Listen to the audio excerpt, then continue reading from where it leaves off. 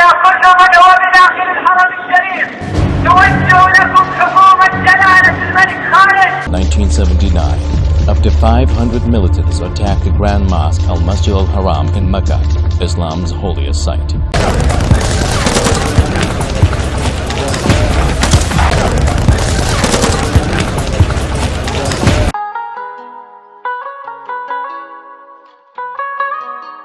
እስከዛሬው ዕለት የሰው ልጅ ታሪክ ውስጥ ከተመዘገቡ አስገራሚና አሳዛኝ የዓለማችንን ገጽታ የለወጡ ታሪካዊ ክስተቶች አንዱን ይዤላችሁ ቀርቤያለሁ። ይህ ታሪክ የሃይማኖት ስም ለጥፋት ሲውል፣ የቅድስና ቦታዎች ለደም መፋሰስ ዓላማ ሲውሉ፣ የንጹሐን ጩኸት ከሰማይ ሲናኝ የሚያሳይ ነው። የሃይማኖትና የኑፋቄ ግጭቶች ከሃይማኖት መፈጠር ጋር የተጀመሩ ናቸው። በዘመናት ውስጥ ጦርነቶችና የአሸባሪዎች ድርጊቶች በግልጽ በሃይማኖታዊ ርዕዮተ ዓለም ላይ ተመስርተው ሲፈጸሙ ቆይተዋል። በአውሮፓ ውስጥ ክርስቲያኖች ካቶሊኮች በካቶሊኮች ላይ፣ ካቶሊኮች በፕሮቴስታንቶች ላይ እርስ በርስ ሲፋለሙ የነበረው ጦርነት የአህጉሩን ታሪክ ቀይሮታል። በሙስሊም ዓለም ደግሞ ሱኒዎችና ሺዓዎች እርስ በርስ ጨካኝ የጦርነት ዘመቾችን ሲያደርጉ እንደኖሩ ታሪክ የቅርብ ምስክር ነው። በአፍሪካና በኤዥያም ተመሳሳይ ዘር ማጥፋት ዘመቻዎች ተፈጽመዋል። ነገር ግን ታሪክ ጥቁር ነጠብጣብ ብላ የምትጠራው አንድ ክስተት አለ። ኖቬምበር 20 1979 ቦታው በዓለም ሙስሊሞች ዘንድ እጅግ ቅዱስ የሆነው ሰላም ብቻ የሚታወጅበት የመካው ታላቁ መስጊድ አል-ሐራም ነው። ዓለም ገና ከእንቅልፉ ሳትነቃ በቅዱሱ ካባ ዙሪያ የነበረው ጸጥታ በጥይት ሩምታ ተበጠበጠ። የእስልምና እምነት ቅዱስ ስፍራ በሆነው በመካ ታላቁ መስጊድ ላይ ጥቃት ተሰነዘረ። በመቶች የሚቆጠሩ ምዕመናን ሲሞቱና ሲቆስሉ፣ ሌሎች ደግሞ ታግተው ለ2 ሳምንታት በዘለቀ ደም አፋሳሽ ሞት የተስተናገደበት ውጊያ ውስጥ ታዩ። ይህ ጥቃት የመራው ማን ነበር? ለምንስ ተፈጠረ? ከእልቂቱ በኋላ የተፈጠረው ነገርስ ምንድን ነው?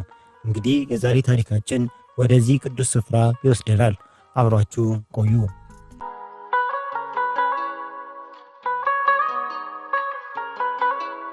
ቀንና ሌሊት ይተካካሉ። ፀሐይ ትወጣለች፣ ትጠልቃለች። የሰው ልጅ ታሪክም በዚህ የማይለወጥ የተፈጥሮ ሕግ ሰንሰለት ውስጥ እንደታሰረ ባቡር ይጓዛል። አብዛኞቹ ቀናት ትናንትን ይመስላሉ፣ ነገንም ይጠቁማሉ። ልክ እንደ ወራጅ ውሃ ያለፈውን ደለል እያጠቡ አዲስ አፈር ይዘው ያልፋሉ። ነገር ግን አልፎ አልፎ እጅግ አልፎ አልፎ አንድ ቀን ይመጣል። ይህ ቀን እንደ ሌሎቹ አይደለም። ሲነጋ ተራ ይመስላል፣ ሲመሽ ግን የታሪክን ወንዝ አቅጣጫ ያስቀየረ፣ ትውልድ የማይረሳው ጠባሳ ያኖረ፣ ከዚህ በፊትና ከዚህ በኋላ ተብሎ የሚወራለት ታላቅ ግድብ ይሆናል። ዛሬ የምንቆየው እንደ አይነቱ ቀን ላይ ነው። ወደ 1979 እንደ አውሮፓውያን አቆጣጠር እንመለስ። የአውሮፓውያን ቀን መቁጠሪያ ኖቬምበር 20 ሲያሳይ፣ በእስላማዊ ዓለም ግን ትርጉሙ እጅግ የላቀ ነበር። የ14ኛው ክፍለ ዘመን የመጨረሻዋ ጀንበር ጠልቃ የ15ኛው ክፍለ ዘመን የመጀመሪያዋ ንጋት እየቀደደች ነበር። ሙሐረም 1400 ዓመተ ሂጅራ፣ አዲስ ምዕተ ዓመት፣ በታሪክ ውስጥ አዲስ ክፍለ ዘመን፣ ሁሌም የተስፋና የለውጥና አንዳንዴም የስጋት መንፈስን ይዞ ይመጣል። ህዝቦች አዲሱ መሲህ፣ አዲሱ መሪ፣ አዲስ ስርዓት ይጠብቃሉ። በዛች ንጋት በመላው እስልምና ዓለም ይህ የተስፋ ስሜት ይንጸባረቅ ነበር። በእስልምና እምብርት በሆነችው በመካ ከተማ የሌሊቱ ብርዳማ አየር ቀስ በቀስ ለንጋቱ ሙቀት ቦታውን እየለቀቀ ነበር። የሰማያዊ ጥቁር ሸራ በምስራቅ በኩል በስስ ወርቃማ ቀለም መቀለም ጀምሯል። ከታላቁ መስጊድ አል-ሐራም ግርማ ሞገስ ካላቸው ሚናሮች የፈጅር ወይም የንጋት ጸሎት ጥሪ አዛን መስተጋባት ጀመረ። ድምፁ ተራ ጥሪ አልነበረም። የከተማዋ የልብ ትርታ፣ የቀኑ መጀመሪያ ማብሰሪያ፣ ሚሊዮኖችን ካልጋቸው ቀስቅሶ ወደ አንድ ዓላማ የሚያመጣ ሰማያዊ ዜማ ነበር። በሺዎች፣ በ10 ሺዎች፣ ምናልባትም በመቶ ሺዎች የሚቆጠሩ ምዕመናን ከዓለም ዳርቻ ሁሉ የተሰባሰቡ ወደ ቅዱስ ስፍራ ነጫጭ ልብሳቸውን ለብሰው ይጎርፉ ጀመር። ፊታቸው ላይ የሰፈረው እርጋታ፣ የእምነት ጥልቀትና የሰላም ናፍቆት ነበር። ልባቸው አንድ ነው፣ ዓላማቸው አንድ ነው፣ የሚሰግዱለት ጌታ አንድ ነው። የሰው ልጅ በዘር በቀለምና በቋንቋ ቢለያይም በእምነት ግን እንዴት አንድ መሆን እንደሚችል ይህ ስፍራ ይኸው ምስክር ነበር። የሰላቱ መሪ ኢማም ሼክ መሐመድ ሱባይል በሚቆምበት ቦታ ቆመው ጸሎቱን ጀመሩ። ድምፃቸው በመስጊዱ ግዙፍ ስፒከሮች እየተባዛ እያንዳንዱ ጥግ አዳረሰ። ህዝቡ በአንድነት አጎነበሰ፣ በአንድነት በግንባሩ ተደፋ። ግንባራቸው መሬት ሲነካ በልባቸው የነበረው ሸክም ሁሉ የሚቀል ያህል ከፈጣሪያቸው ጋር ብቻቸውን የሚነጋገሩበት ቅዱስ ጊዜ ነበር። ጸጥታው፣ እርጋታው፣ የመንፈሱ ልዕልና ፍጹም ነበር። ጸሎቱ ተጠናቀቀ። የመጨረሻው የሰላምታ ቃል አሰላም አለይኩም ወራህመቱላህ፣ ሰላም የአላህ እዝነት በእናንተ ላይ ይሁን፣ ከኢማሙ ከንፈሮች ወጥቶ በአየር ላይ ተበተነ። ምዕመናኑ በተመሳሳይ ሰላምታ ጸሎታቸውን አጠናቀቁ። ያ የሰላም ቃል ግን በዛች ንጋት የመጨረሻ ሆነ። ልክ የሰላምታው ማስተጋባት እንዳበቃ የጥይት ድምፅ የሰላሙን ጸጥታ እንደመስጠት ሰበረው። የመጣው ከሩቅ አልነበረም፣ ከመስጊዱ ልብ ከካዕባ አቅራቢያ ነበር። በቅጽበት የመንፈስ እርጋታው ወደ ፍጹም ግራ መጋባት ተለወጠ። ሰዎች ከተቀመጡበት ቀና አሉ። አይኖቻቸው ምንድን ነው የሚል ጥያቄ ተሞልተው አካባቢውን በድንጋጤ ይመለከታሉ። በአላህ ቤት ውስጥ ጥይት የማይታሰብ ነው። የብዙዎች የመጀመሪያው ሐሳብ ይህ ነበር። ምናልባት ድርጅት ይሆናል ወይስ የሆነ ነገር ወርቆ የተሰማ ድምፅ። የሰው አእምሮ ያልተለመደውን ነገር ለመቀበል ሁሌም ይታገላል። ነገር ግን የድንጋጤ ሹክሹክታ እንደ ሰደድ እሳት ተዛመተ። በፊተኛው ረድፍ በኢማሙ አቅራቢያ ግርግር ተፈጠረ። ሰዎች ሲጋፉ፣ ሲወርቁ ታየ። ያኔ ነበር ሁሉም ነገር ግልጽ የሆነው። አንድ ረጅም ቆፍጣን ያለ ሰው ከጸሎቱ ረድፍ ተስፈንጥሮ በመነሳት ማይክሮፎኑን ከኢማሙ እጅ መንጭቆ ያዘ። በተመሳሳይ ቅጽበትም ሌሎች ጠመንጃ ያነገቱ ሰዎች ኪስ መጡ ሳይባል በቃሉ የኢማሙንና የመስጊዱን ጥቂት ጠባቂዎች ከበቡ። ጠባቂዎቹ መሳሪያቸውን ለመምዘዝ እንኳን ጊዜ አላገኙም። በደቂቃዎች ውስጥ ሙሉ በሙሉ ትጥቃቸውን ፈቱ። በታሪክ ውስጥ የተቀደሰ ስፍሮች ሲደፈሩ ይህ መጀመሪያው አልነበረም። ባቢሎናውያን የሰለሞንን ቤተ መቅደስ በእሳት ሲያጋዩት፣ ሮማናውያን ዳግም የተሰራውን መቅደስ ሲያፈርሱት፣ የመስቀል ጦረኞች በኢየሩሳሌም ውስጥ ደም ሲያፈሱ፣ ታሪክ የእምነት ስፍሮች የፖለቲካና የጦርነት አውድማ ሲሆኑ በተደጋጋሚ መስክሯል። ነገር ግን ይህ የተለየ ነበር። ወራሪው የውጭ ጠላት አልነበረም። ወራሪው ከውስጥ የወጣ እምነትን እናድሳለን የሚል መፈክር ያነገበ የራሱ የሆነ ትርጓሜ ያለው ቡድን ነበር። ያ ማይክሮፎኑን የጨበጠው ሰው ጆሄማን አልኡታቢ ድምፁን ከፍ አድርጎ መናገር ጀመረ። ድምፁ በንዴትና በእርግጠኝነት የተሞላ ነበር። ንግግሩ የሳውዲ መንግስትን በሙስና ህብረተሰቡን ደግሞ ከእውነተኛ እስልምና በመራቅ ከሰሰ። የምዕራባውያን ባህል መስፋፋት፣ የሴቶች መብት መስፋፋትን፣ ቴሌቪዥንና ሌሎች የዘመኑ ፈጠሮች እንደ ሰይጣን ሥራ ኮነነ። ህዝቡ በፍርሃትና በድንጋጤ ተውጦ ያዳምጣል። አንዳንዶች በሩን ከፍተው ለመውጣት ሲሞክሩ በሮቹ ሁሉ በጁሄማን ታጣቂዎች ተዘግተው አገኙ። ቅዱሱ ስፍራ ወደ እስር ቤት ተቀይሮ ነበር። ምዕመናኑ ታጋቾች ሆኑ።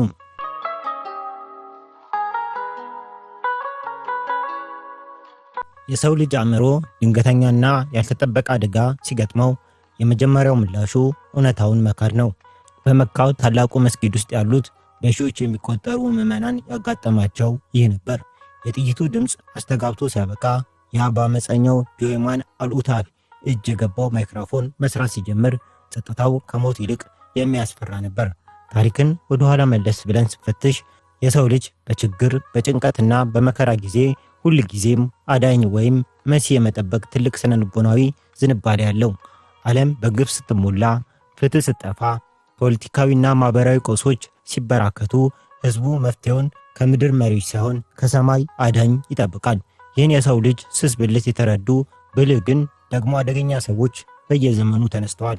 በ19ኛው ክፍለ ዘመን ማለቂያ ላይ በሱዳን በኩል እውነተኛው መህዲ እኔ ነኝ ብሎ በመነሳት እንግሊዞችን በጦርነት ያርበደበደው መሐመድ አህመድን እናስታውስ።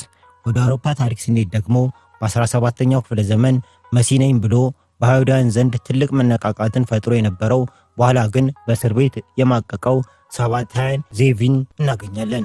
እንዲሁም እዚሁ በ1970ዎቹ መጨረሻ ክስተቱ ከመፈጠሩ አንድ ዓመት ቀደም ብሎ በአሜሪካ ጆንስታውን በተባለው ስፍራ ጂም ጆንስ የተባለ የሃይማኖት አምልኮ ወይም ከልት መሪ ከ900 በላይ ተከታዮች መሲህ ነኝ ብሎ በማሳመን የጅምላ ራስ ማጥፋት አስፈጽሟል። ለምን ይህን አነሳው መሰላችሁ? ምክንያቱም በዚህ ቅዱስ ማለዳ በመካው ትልቁ መስጊድ ውስጥ እየተካሄደ የነበረው ድራማ ከነዚህ ታሪኮች የተለየ አልነበረም። መድረኩ፣ ስፍራውና ተዋናዩ ቢለያዩም ጆሄማን ማይክሮፎኑን እንደጨበጠ ድምፁን ከፍ አድርጎ የሞት ድግሱን አዋጅ ማወጅ ጀመረ። ንግግሩ ልክ እንደ አንድ ተራ አመፀኛ አልነበረም። ይልቁንስ ስሜት ቀስቃሽ፣ ጥቅሶቹን እያጣቀሰ የሚያስረዳ፣ ልብን ሰርስሮ የሚገባ የተዋጣለት የፖለቲካና የሃይማኖት ንግግር ነበር። እዩ ተመልከቱ ሲል በድምፅ ማጉያው ላይ ጮኸ ጆሄማን። ዓለም በግፍ ተሞልታለች። መሪዎቻችን በሙስና ተዘፍቀዋል። የእስልምናው ዓለም በመከራ እየታመሰ ነው። የምጽአት ቀን ምልክቶች በዓይናችን እያየናቸው ነው። የጆሄማን ድምፅ በግዙፉ የመስጊድ ግድግዳዎች ላይ ሲያስተጋባ ህዝቡ በድንጋጤ ውርጭ ተመቶ እንደ ሐውልት ቆሟል። ከዚያም ወደ ዋና ነጥቡ ገባ። ዓለምን ያናወጠ አረፍተ ነገር ተነፈሰ። ግን አትዘኑ፣ አላህ ቃል ይገባልን፣ ነቢዩ መሐመድ የተነበዩልን ምድርን በፍትህ የሚሞላው አዳኝ መህዲው እነሆ አሁን ከኛ ጋር ነው ሲል ተናገረ። ይህ ሲል በመስጊድ ውስጥ የነበረው አየር የታፈነ መሰለ። መህዲ አሁን እዚሁ። ጆሄማን በጸሎቱ ረድፍ ውስጥ ቆሞ ወደ ነበረው አንድ ረጅም ጸጉሩና ጺሙ ወደ ትከሻው የወረደ ፊቱ ላይ ያልተለመደ እርጋታ ወደሚታይበት ሰው እጁን ቀሰረ። ይህ ሰው መሐመድ አብደላ አልቃሃቲን ይባላል። የጆሄማን የቅርብ ጓደኛና አማቹ ነው። ወደዚህ ና አለው ጆሄማን። ሰውየው እርምጃውን እያዘገመ ልክ እንደተተነበየለት ሰማያዊ ንጉሥ በልበ ሙሉነት ወደ ማይክሮፎኑ ተጠጋ። ጆሄማን ህዝቡን ለማሳመን የሰው ልጅ መሲህን ሲጠብቅ የሚያስቀምጣቸውን ቅድመ ሁኔታዎች አንድ በአንድ ማብራራት ጀመረ። ማሳመኛው እጅግ የተጠና የህዝቡን ስነልቦና በትክክል ያነበበ ነበር። ነቢዩ መሐመድ መህዲው ሲመጣ የሚታወቅባቸውን ምልክቶች ነግረውናል አይደል? አለ ጆሄማን ህዝቡን እየተመለከተ። አንደኛ አለ ጆሄማን፣ ነቢዩ የመህዲው ስም እንደኔ መሐመድ፣ የአባቱ ስም እንደ አባቴ አብደላ ይሆናል ብለዋል። የዚህ ሰው ስም መሐመድ አብደላ ነው። አጋጣሚው አስገራሚ ነበር። ሁለተኛ መህዲው ከቁረሽ ጎሳ ከነቢዩ የዘር ሐረግ እንደሚሆን ተናግሯል። ይህ ወንድማችን ከንጹህ የቁረሽ የዘር ሐረግ የመጣ ነው። ሶስተኛና እጅግ ወሳኙ ጆሄማን ድምፁን ከፍ በማድረግ ይህን ተናገረ። መህዲው መገለጫው ምንድን ነው? በካዕባ ሀጀር አልስዑድ እና በሙቃሙ ኢብራሂም የአብርሃም ዱካ ባለበት ስፍራ መካከል ቆሞ ቃለ መሐላ ይቀበላል። እስኪ አይናችሁን ከፍታችሁ እዩ። እሱ አሁን የት ነው የቆመው? በእነዚህ ሁለት የተቀደሱ ስፍራዎች መካከል አይደለምን? ሲል ተናገረ። ይህ የጆሄማን የቲያትር ብቃት አስገራሚ ነበር። ክስተቱን ሆን ብሎ ነብዩ ከተነበየ ትንቢት ጋር ልክ እንደ አንድ ብሎን ማሰሪያ አገጣጥሞት ነበር። በዚያች ቅጽበት በድንጋጤና በፍርሃት ተውጦ የነበረው እያንዳንዱ ምዕመናን ምናልባትስ እውነት ቢሆን ወደሚል ጥርጣሬ ውስጥ ገባ። እንግዲያውስ ሲል አዘዘ ጆሄማን፣ ይህ እውነተኛ መህዲ ነው። ወደሱ ቅረቡና ቃለ መሐላ ስጡት። ለሱ መታዘዝ ለአላህ መታዘዝ ነው፣ እርሱን መቆም ደግሞ ከእምነት መውጣት ነው አለ። አስቡት እንግዲህ ከመላው ዓለም የመጡ ከኢንዶኔዥያ፣ ከፓኪስታን፣ ከናይጄሪያ፣ ከቱርክ አብዛኞቹ አረብኛ እንኳን በቅጡ የማይሰሙ ምስኪን ምዕመናን ጠዋት ጸሎታቸውን አድርሰው ወደ ሆቴላቸው ለመመለስ ሲያስቡ ድንገት በዓለም ታሪክ ታይቶ ወደማይታወቅ የታገቱበት ድራማ ውስጥ ተወረወሩ። በመስጊድ ውስጥ የነበሩት ጥቂት አረብኛ ተናጋሪዎች ግራ በመጋባት እርስ በርስ ይተያያሉ። የጆሄማን ተከታዮች መሳሪያዎቻቸውን እያወዛወዙ ህዝቡን ወደ መህዲው እንዲቀርብ ያስገድዳሉ። መሐመድ አብደላ አልቃሃቲን በተባለው ስፍራ ቆሞ እጁን ዘርግቶ የሰዎችን ቃለ መሐላ መቀበል ጀመረ። አንዳንዶች በሃይማኖት ስም ተገፋፍተው እያለቀሱ ሲሳለሙት፣ አብዛኛው ግን ከጠመንጃ ፈሙዝ ለማምለስ ሲል ብቻ በፍርሃት እየተንቀጠቀጠ እጃቸውን ሰጡ። ይህ ሁሉ ሲሆን ግን ከበስተጀርባ ሌላ ጸጥ ያለ ግን እጅግ አደገኛ ኦፕሬሽን የተካሄደ ነበር።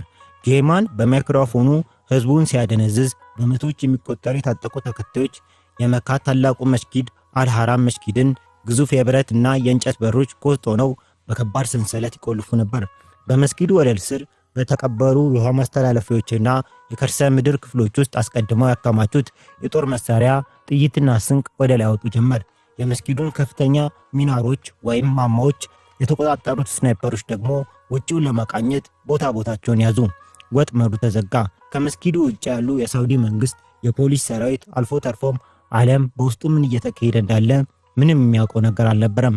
ታላቂቱ የመካ ከተማ የእስልምና እምብርት፣ የሰላሙ ከተማ በታሪክ ለመጀመሪያ ጊዜ ዘመናዊ መሳሪያ በታጠቁ የሃይማኖት አዳሽ ነን በሚሉ የገዛ ልጆቿ ታግታለች። እናም የሐሰተኛው መሲህ አዋጅ ከሰማይ ለሚወርድ ሰላም ሲሆን በመካ ምድር ላይ ለሚፈስ የንጹሃን ደም የተዘጋጀ የሞት ጥሪ ነበር።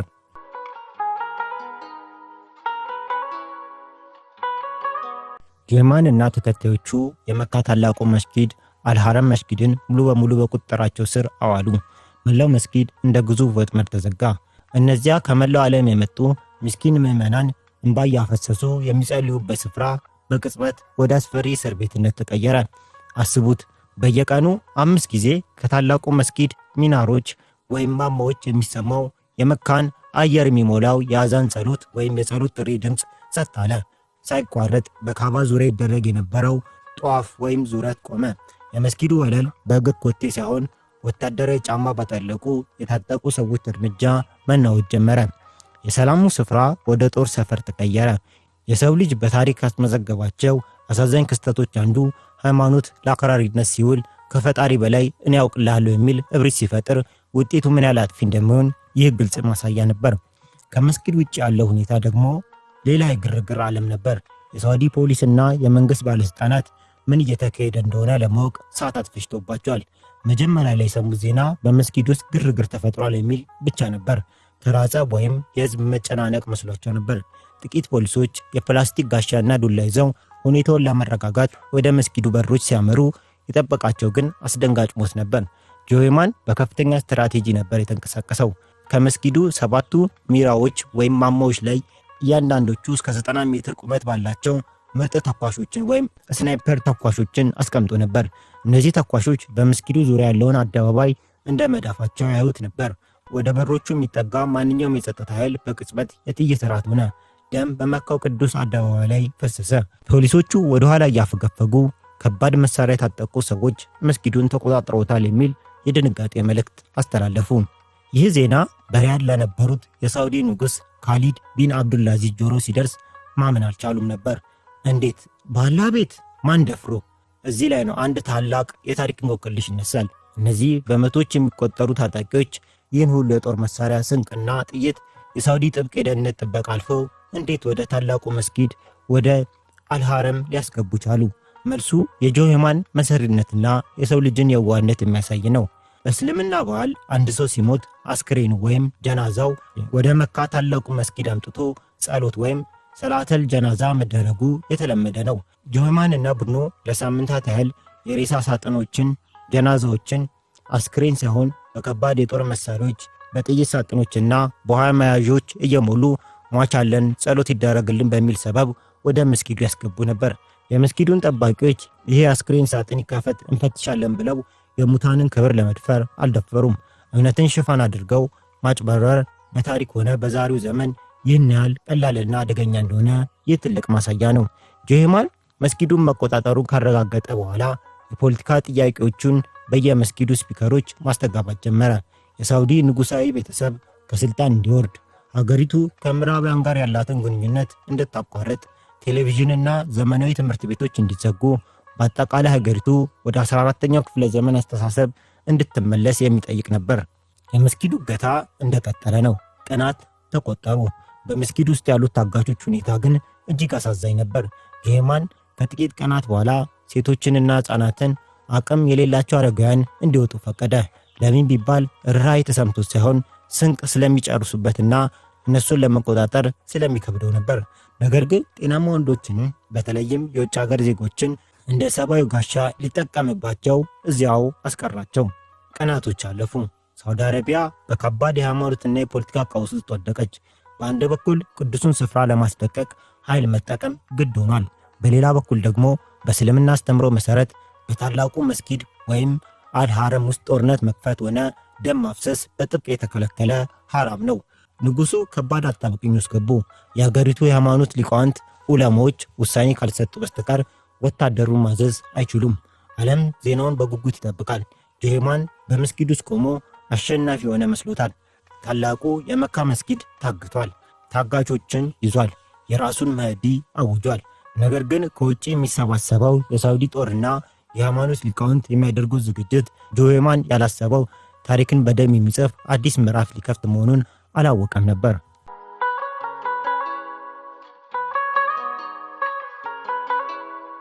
ታሪክ ስናነብ አንዳንዴ ክስተቶች ራሳቸውን የሚደግሙ ይመስለናል። አንዳንዴ ደግሞ ከሰው ልጅ የማሰብ አቅም በላይ የሆነ አስገራሚ ታሪኮችን እናገኛለን። ታላቁ ሩሲያዊ ጸሐፊ ፊዶር ወንጀልና ቅጣት ወይም ክራይም ኤንድ ፐኒሽመንት በተሰኘው መጽሐፉ አንድ ሰው ለላቀ ዓላማ ሲል ደም ማፍሰሱን እንዴት እንደሚያጸድቅ ይሞግታል። ጆሄማን በመካው ታላቁ መስጊድ ውስጥ ንጹሐንን አግቶ በጠመንጃ ፈሙስ ተደግፎ ያሰበው ይሁሉ ነበር። ለእውነተኛ እስልምና ስል በቅዱሱ ስፍራ ደም ባፈስም ኃጢአተኛ አይደለሁም የሚል አደገኛ አስተሳሰብ። ነገር ግን የሳውዲ መንግስት ፊት ለፊት የተጋረጠበት ፈተና የፖለቲካም የወታደራዊም ከሁሉም በላይ ደግሞ የሃይማኖት ቀውስም ነበር። ከመስጊዱ ውጪ የሳውዲ ታንኮችና በሺዎች የሚቆጠሩ ወታደሮች የመካ ታላቁ መስጊድ ቅጥር ግቢ ከበውታል። መሳሪያዎች ተደርድረዋል። ጣቶች ቃታው ላይ ነው። ነገር ግን አንድም ጥይት መተኮስ አይችሉም። ለምን? ምክንያቱም በእስልምና አስተምሮ በመካው አልሐረም ቅዱስ ስፍራ ውስጥ መሳሪያ መማዘዝ፣ ደም ማፍሰስ፣ አልፎ ተርፎም ዛፍ መቁረጥ እንኳን በጥብቅ የተከለከለ ሐራም ነው። ንጉሥ ካሊድ የሃይማኖት ሊቃውንት ወይም ዑለማዎች ይኑንታ አንዳች እርምጃ መውሰድ አይችሉም ነበር። ወታደራዊ እርምጃ ቢወስዱ በዓለም ዙሪያ ያሉ ሙስሊሞች የሳውዲ መንግስት ቅዱሱን ስፍራ አረከሰው ብለው ሊያምፁበት እንደሚችሉ ጠንቅቀው ያውቁ ነበር። በዚህ ጊዜ ነበር በሪያድ ከተማ የሳውዲ ከፍተኛ የሃይማኖት ሊቃውንት ኪባር አልኡላማ አስቸኳይና እጅግ ውጥረት የበዛበት ስብሰባ የተቀመጡት። ስብሰባው የህይወትና የሞት የእምነትና የፖለቲካ ቁማር የሚካሄድበት ነበር። ሊቃውንቱ ትልቅ አጣብቂኝ ውስጥ ገቡ። የጁሄማንን ዲስኩር በስፒከር የሚያስተጋባውን መህዲ አዋጅ ሰምተውታልና አንዳንዶቹ በተለይም ዕድሜያቸው የገፉት ዑላማዎች ፍርሃት አድሮባቸው ነበር። ለምን? ጁሄማን ያቀረበው መህዲ መሐመድ አብደላ ነብዩ የተነበየለት ስም፣ የዘር ሐረግና ቃለ መሐላ የሚቀበልበት ቦታ በካባ ጥግና በመቃሙ ኢብራሂም መካከል አሟልቷል። ታዲያ ምናልባት በእርግጥ እውነተኛ መህዲ ቢሆንስ የሚል ስጋት አንዳንዶቹን ሊቃውንት አላወላውል አላቸው።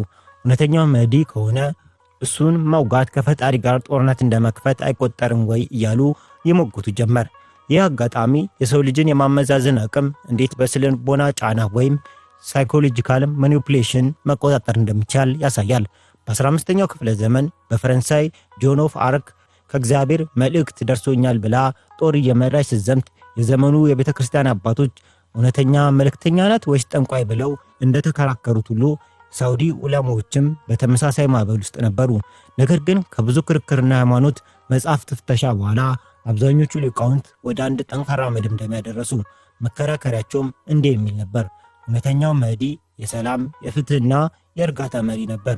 እውነተኛው መህዲ በመካ ቅዱሱ መስጊድ ውስጥ ንጹሐንን አያግትም፣ ደም አያፈስም፣ ወራትን አያረክስም። ስለዚህ ይህ ሰው መህዲ ሳይሆን በእስልምና ስም የተነሳ ሐሰተኛ አመፀኛ ነው። በዚህም መሰረት የሃይማኖት ሊቃውንቱ ታሪካዊውን ፈተዋ ወይም የሃይማኖት ብይን አወጡ። ፈተዋው እንዲህ ይላል። እነዚህ አመፀኞች ከድርጊታቸው እንዲታቀቡ ጥሪ ይደረግላቸው። እምቢ ካሉ ግን በመስጊድ ውስጥም ቢሆን ኃይል ተጠቅሞ ማስወጣትና መደምሰስ ይፈቀዳል። ይህ ፈተዋ ለሳውዲ መንግስት ልክ እንደ አረንጓዴ መብራት ነበር። የታሰረው እጅ ተፈታ። ወዲያውኑ የሳውዲ ጦር እንቅስቃሴ ገባ። ሆኖም ሁኔታው እጅግ አስቸጋሪ ነበር። መስጊዱ ግዙፍ ነው።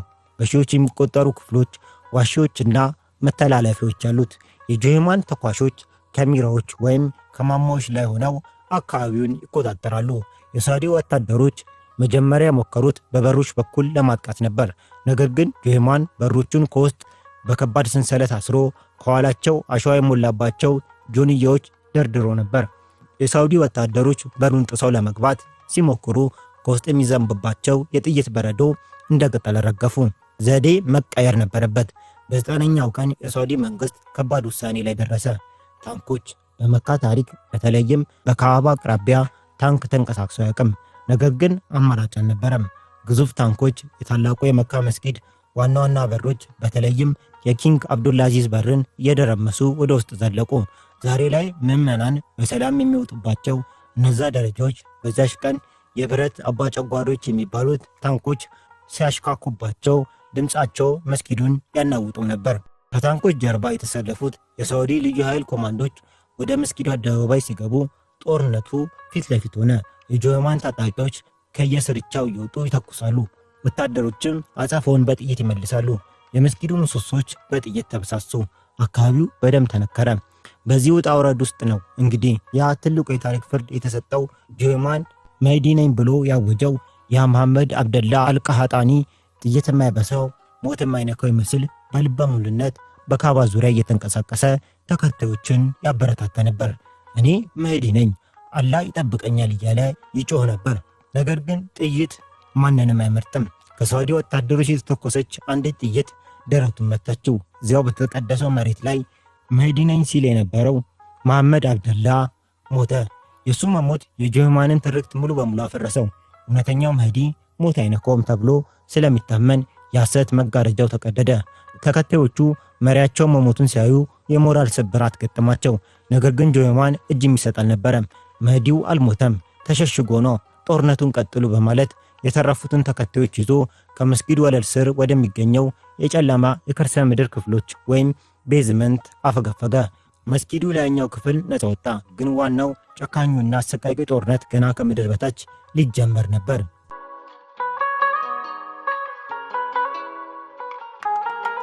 በጦርነት ታሪክ ውስጥ ከሁሉም በላይ አስፈሪውና አሰቃቂ የውጊያ አይነት የከርሰ ምድር ወይም አንደርግራውንድ ጦርነት ነው።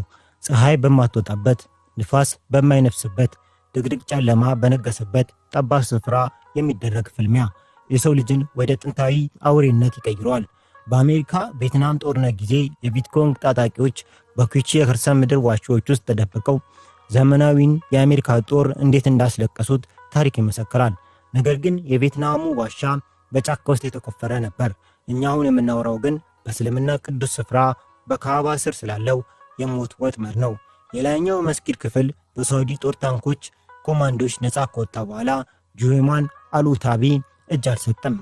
የገዛ ሟቹ መህዲው መሐመድ አብደላ በጥይት ተበሳስቶ ሲሞት በአይኑ ቢያይም ጆሄማን በእብሪት ገፋበት። መህዲው አልሞተም፣ ከጠላቶቹ እይታ ተሰውሮ ነው በማለት የተረፉትን ታጣቂዎች ጥቂት ቤተሰቦቻቸውን ታጋቾችን ይዞ ወደ መስጊዱ የከርሰ ምድር ቤዝመንት ክፍሎች አፈገፈገ። ዛሬ ላይ ወደ መካ የሚሄድ ምዕመናን ከካዕባው ፊት ለፊት ባሉ ደረጃዎች ዝቅ ብሎ ሲወርድ የሚያገኘው ሰፊ የከርሰ ምድር ክፍል አለ። ይህ ስፍራ በ1979 ክስተት የደም መሬት ሆኖ ነበር። የከርሰ ምድሩ መዋቅር በመቶች የሚቆጠሩ ትናንሽ ክፍሎች፣ ጠመዝማዛ ኮሪደሮችና ግዙፍ ምሰሶዎች ያሉበት ነው። ከሁሉም በላይ ደግሞ ወደ ውስጥ የሚያስገባው መግቢያ እጅግ ጠባብ ነው። ይህ ለጆሄማን ታጣቂዎች ትልቅ ወታደራዊ ብልጫ ሰጣቸው። ሳውዲ ወታደሮች መብራት በጠፋበት በዛ ድቅድቅ ጨለማ ውስጥ በደረጃዎቹ በኩል ወደ ታች ለመውረድ ሲሞክሩ ከታች ሆነው አድፍጠው የሚጠብቁት በጆሄማን ተኳሾች እንደ ቅጠል ይረግፉ ነበር። አንድም ወታደር በሕይወት ወደ ውስጥ ዘልቆ መግባት አልቻለም። የሞቱት ወታደሮች አስክሬን በደረጃው ላይ ተደራረበ። ሁኔታው ቁጥጥር ውጭ ሆነ። ምን ይደረግ? ጊዜ እየሄደ ነው። የሳውዲ መንግስት በዓለም አቀፍ ማህበረሰብ ፊት መሳቂያ እየሆነ ነው።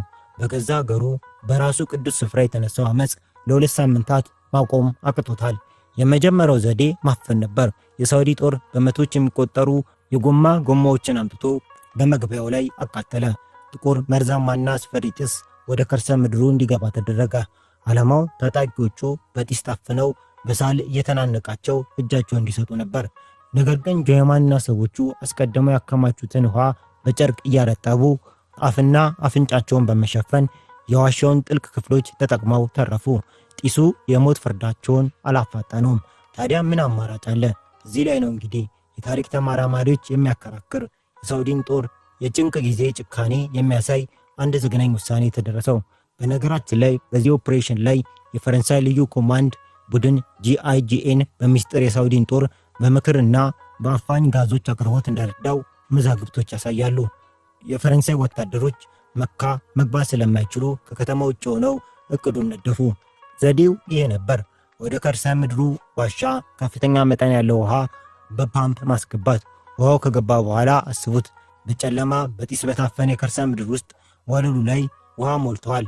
የጆሄማን ሰዎች በውሃ ውስጥ እየተራመዱ ነው። ልክ በዛች ቅጽበት የሳውዲ ጦር ኃይለኛ ኤሌክትሪክ ቮልቴጅ ያላቸውን ገመዶች ወደ ውሃ ውስጥ ለቀቃቸው። ውጤቱ ቃላት ሊገልጹት የማይችሉት አሰቃቂ እልቂት ነበር። ውሃውና ኤሌክትሪኩ ሲገናኙ የከርሰ ምድሩ ክፍል የጅምላ መግደያ ወይም ኤሌክትሪክ ወንበር ሆነ። አንዳንድ ታጣቂዎች በኤሌክትሪክ ንዝረቱ ተጠብሰው ሞቱ። የሞቱ አስክሬኖች በውሃው ላይ ተንሳፈፉ። ያ መህዲ መጥቷል፣ ዓለምን እናድናለን እያለ ሲፎክር የነበረው ጦር በከርሰ ምድሩ ውስጥ በእሳትና በውሃ ተቀጣ።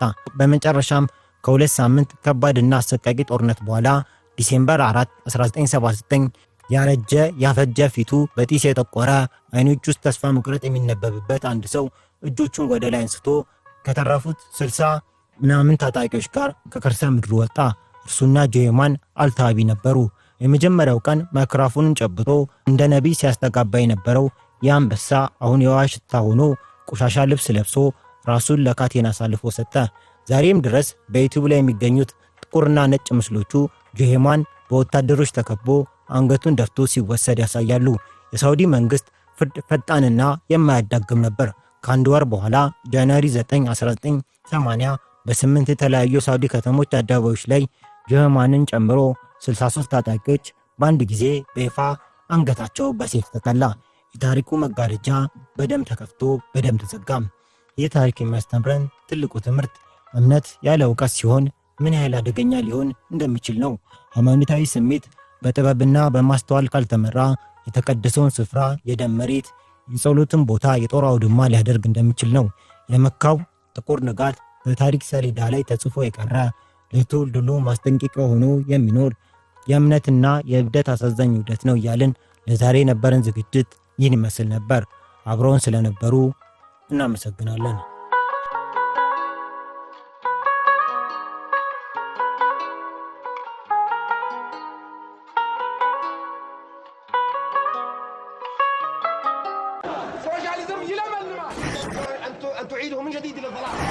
Yes, we did. We have not done much. Addis Ababa. I'm Jeff Bezos.